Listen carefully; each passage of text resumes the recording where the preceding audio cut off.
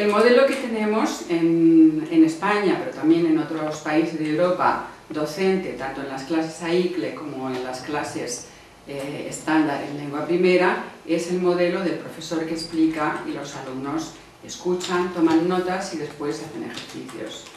Este modelo, que es útil en muchos momentos, tiene problemas cuando la clase se desarrolla en lengua primera y tiene muchos problemas, o es claramente suficiente cuando la clase se hace en lengua primera.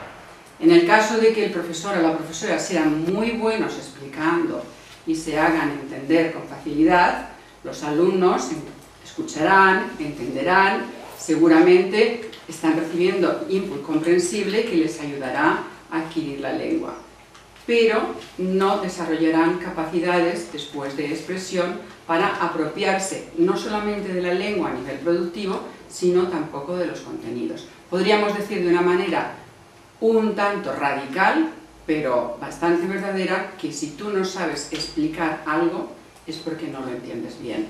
Nuestros alumnos a menudo no saben explicar contenidos relacionados con la historia, con la geografía, con las matemáticas, con la filosofía. No saber explicar, aunque ellos dicen es que me lo sé, significa una falta de comprensión profunda. Por tanto, es importante para la materia y también es importante para la lengua el ayudar a los alumnos a poco a participar en la construcción del contenido de la clase.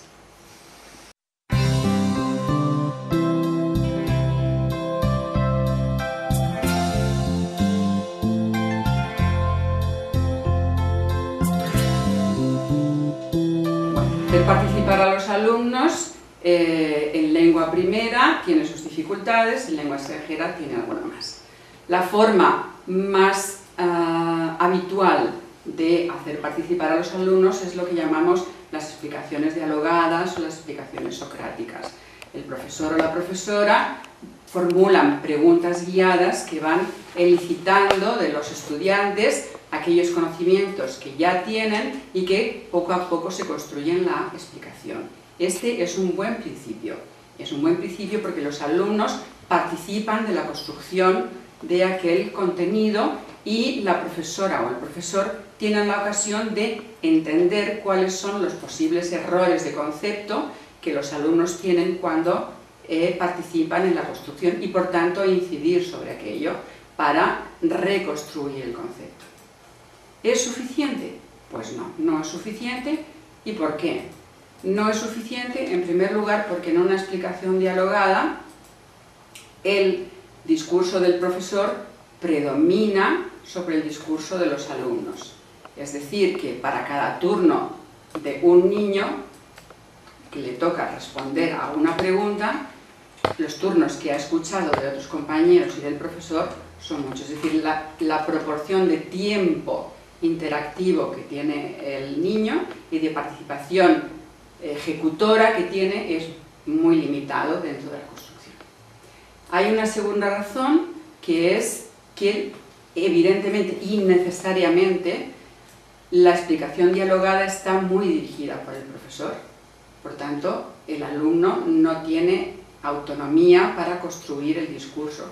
Es el profesor el que guía y el alumno tiene pocas ocasiones de equivocarse.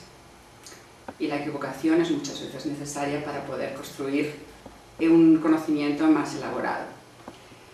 Y la tercera, relacionada con esta, es que en la conversación profesor y alumno, el alumno siempre siente que está siendo evaluado. Por tanto, aquello que produce es lo que en inglés denominamos el final draft discourse, es decir, es el punto final, el trabajo final elaborado que le das al profesor para que te evalúe.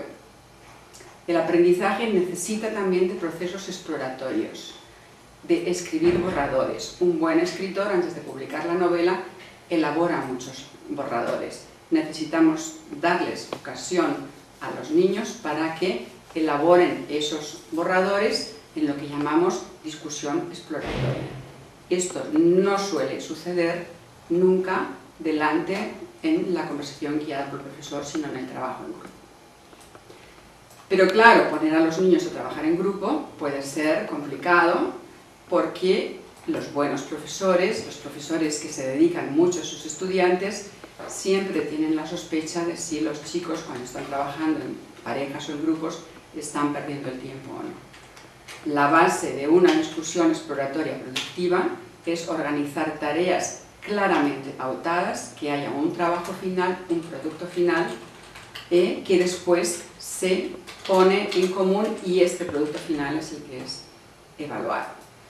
3 pasos que serían de rigor en cualquier tipo de actividad para poder tener éxito en este trabajo en grupo sería una primera discusión dialogada que enmarca la actividad, un trabajo en parejas o en grupos de tiempo limitado, bien estructurado, con un producto final que los alumnos saben con claridad en qué consiste, y un último paso que es la puesta en común, donde se presenta ese ya final draft, después de la discusión exploratoria que se ha dado en las parejas y los grupos. Vemos que en una discusión en lengua extranjera sobre un contenido histórico, mientras el profesor guía la actividad normalmente es en inglés la mayoría. En la puesta en común final también es en lengua extranjera, en inglés o en francés. ¿Qué pasa en medio? ¿Hablan en la lengua extranjera o no? Pues a medias. ¿Es esto productivo? Sí.